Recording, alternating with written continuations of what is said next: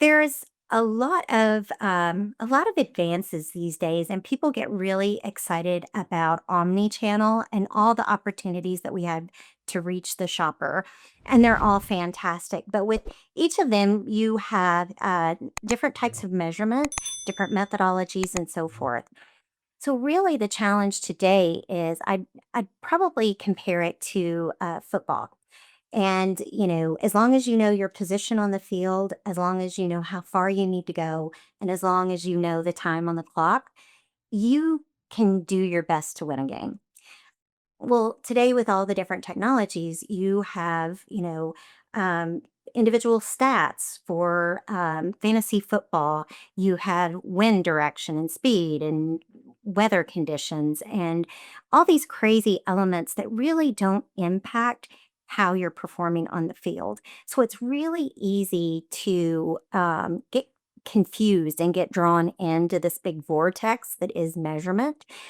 When you're creating an omni-channel approach, you should also have an omni-channel measurement approach to where everything can be simplified, standardized, automated so that you're creating the best possible results that are easily duplicated as well as you're able to understand benchmarking and how things perform either in a silo or as a holistic program.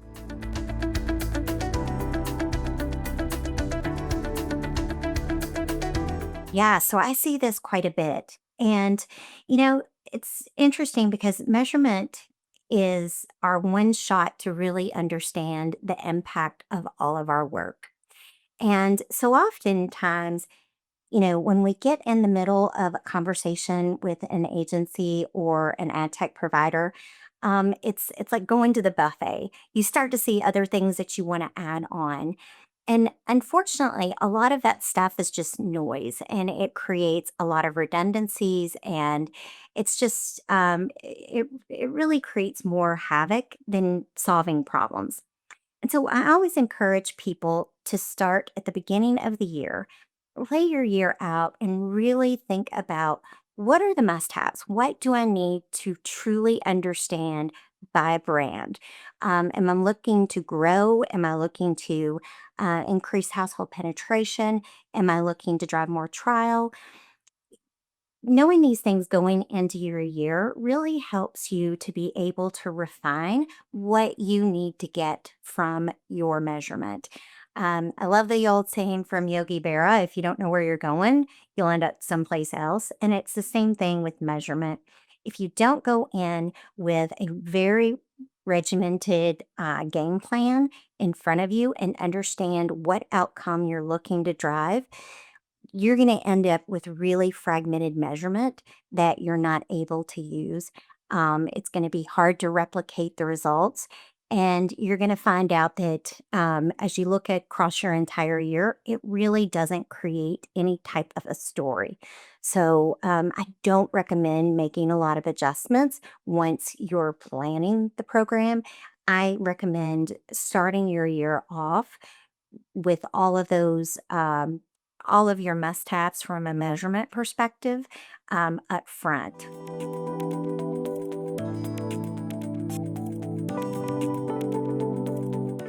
The most simplistic answer would be, dates, items, and locations, but I really think it goes beyond that. It needs prior foresight, a lot of communication internally. I always encourage people not to stay within their silos, so ensure that you're having good communication across all of your teams. We think we all sit in a little circle when in reality, we're all just a big fat Venn diagram. Your sales team, they have a trade budget. Shopper has a budget. Ecom has a budget, but they all impact the shopper journey. Used to, you had this nice little linear, path to purchase. You had the marketing funnel. And the problem with that is the shopper no longer shops like that. It's more of an influence map now. So really, all three of those areas play a big role. So if you're not having conversations with your teammates, and you're not also including your agencies and ad tech partners, you're really missing out because there's so many small details that can really make a big difference in what type of results you're driving.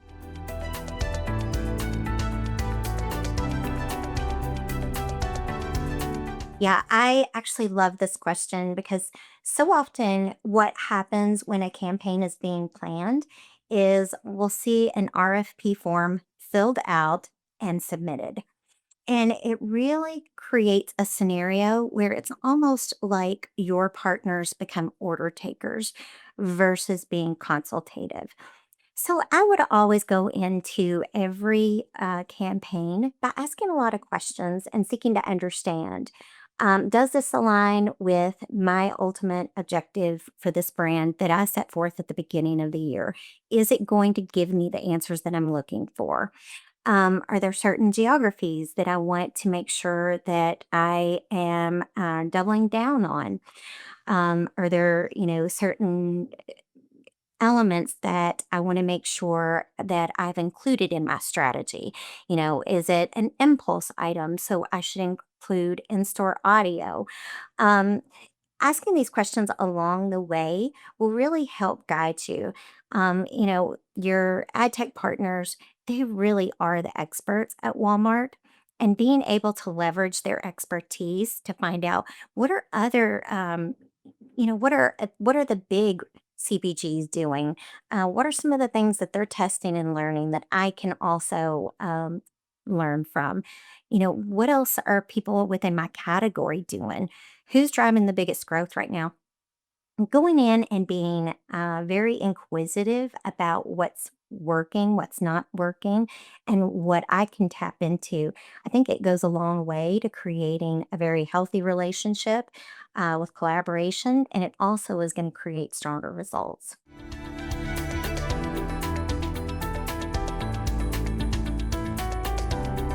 Yeah, sadly, I see this quite a bit. And one of the biggest complaints that I hear is I have this stack of measurement and I can't tell a story.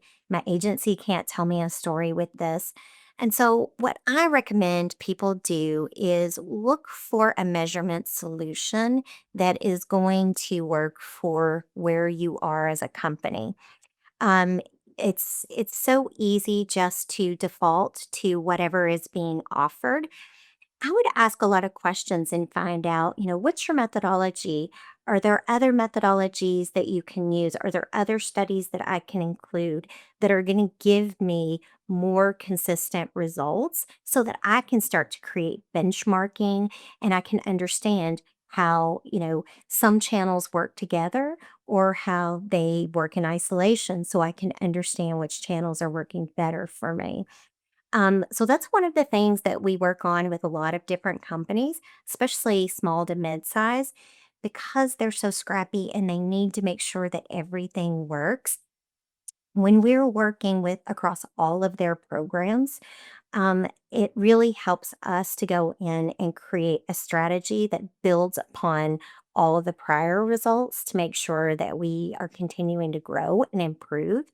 Um, and have this story throughout the year of what we were able to drive. It's really bad when you get to the end of the year and you just have a lot of fragmented measurement. You can't really replicate results because you don't know if digital out of home performed better because it had social running in conjunction, or was it just really great creative? So that's something that I always try to be very mindful of. And when my clients come in with these horrible stories of having all this fragmented measurement, that's the first thing that I try to do is help them create a really seamless data strategy that is going to create connective tissue throughout the entire year so that they can tell cohesive stories that they can replicate and continue to grow.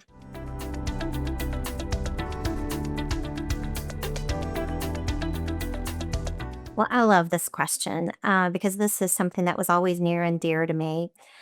What I always tried to do was be very collaborative with my internal and external teams. And part of the reason is because when you look at growth rates that are out there, they're pretty aggressive. And so, when we think of our budgets, what's too much of a budget? There's really no such thing. It always seems to get eaten up way too early, and you always have things come up that were unplanned. So I had several different planning stages. My very first planning stage was always to sit down with my sales team first because I wanted to understand based on their prior year, what did you support last year with your trade? What are you supporting again this year with your trade? And that almost became my flat budget. Then I would try to leverage my shopper budget to get us closer to that growth rate so that I knew that no dollars were being wasted and I was really putting my shopper dollars behind their trade dollars to drive larger growth. And I also wanted my agency to be able to understand this as well because my agency was doing a lot with the brand itself. So it gave me that connective tissue throughout all the different budgets that were being fed into the brand and really gave me the chance to, 1 + 1 = 3 because we were all pushing together in the same direction.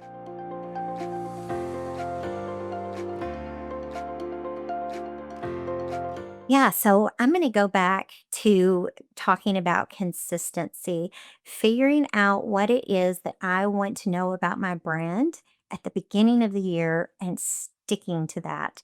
There's a lot of new methodologies, there's new measurements, and new technologies that are available every day. And just think about all the things that AI is able to do. And it's really easy to get in the middle of a campaign and start to want to understand A/B testing and, what the sentiment was or how much traffic I drove. Start with your plan at the beginning of the year and stick with it. If you have those evergreen programs that you run year after year after year, they're your bread and butter, you know exactly how they're going to perform. Maybe that's where you throw in your A B testing, but I can't stress this enough. The best thing you can do is start with your plan at the beginning of the year and be consistent throughout the year. Throw in that A B testing, maybe look at some of these, other measurement methodologies with those tried and true, but especially when you have new programs, when you have new items, things like that, keep it as simple as possible and always stick to your plan.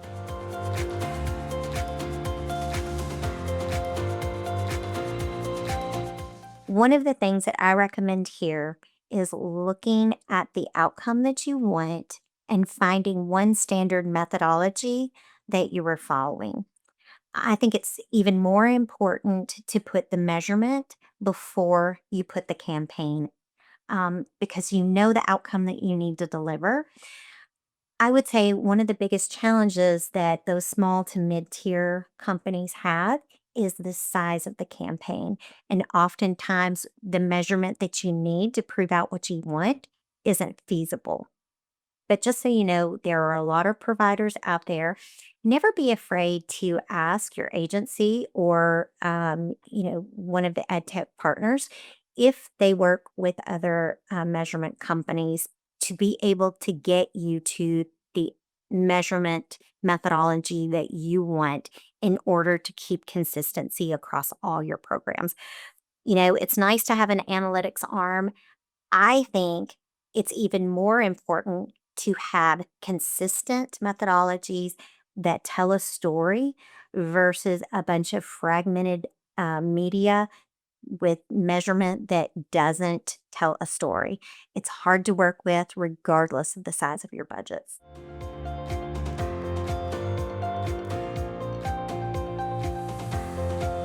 So this is obviously AI all the way, because it allows us to get through so much data so much faster than we've ever been able to do it before. I will say though, AI also comes with a lot of challenges. I have especially noticed that as you try to replicate something over and over again, you'll start to have slight deviations, which can become much greater deviations as time wears on. So I think that AI is something that is great to be used, especially as you're preparing for campaigns, as you're trying to streamline information and things like that. But it also has to be validated at every step to make sure that it is accurate and the inputs are not getting out of control. Um, at the same time, if there's something that I think is really important, it again goes back to a standardized methodology to ensure that you're not creating fragmented measurement. So while AI is going to just open up a ton of new opportunities for us, making sure that you're sticking to your guns and keeping a standardized methodology is going to help to make AI even more useful.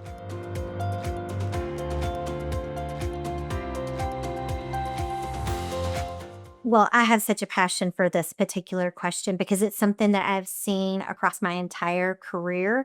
No matter which side I'm on, it is consistent. The information that we provide to our agencies sometimes is limited. And oftentimes, agencies are directed to just go execute. And so what happens is they will execute with the information that they have. An example would be your agency goes to an ad tech partner who is delivering digital out of home, as an example. They will then tell the ad tech partner, use whatever list of Walmart stores you have because they don't want to have to go back and bother you to ask for store list. I myself, as a shopper marketer, I always refer to myself as a recovering shopper marketer, would be furious because I'm like, please ask me for a simple store list. I have someone on my team that can pull that. It's easy to pull. I would want to ensure that every single media impression out there was going to a store that had my inventory in stock and ready to go versus it going to locations that it's going to be a poor customer experience because you can't actually find the item wasn't in distribution in that store. Likewise, oftentimes there are things that I wanted to prove out. So I was willing to share my data for particular brands where I had something very specific that I was working on. So I always encourage you, if you are working with an agency, have a very transparent conversation with them about what you're willing to share because the agency will then go to the ad tech partner to say, for this particular program, this is the very specific store list they want to run with. And for this particular brand, we do have the sales data available. What this allows you to do is really make sure that every single impression that is out there is being maximized and it's turning into a great customer experience because they're actually finding your products in stores. So, if I can leave you with nothing else today, the keys to success are consistency as well as collaboration.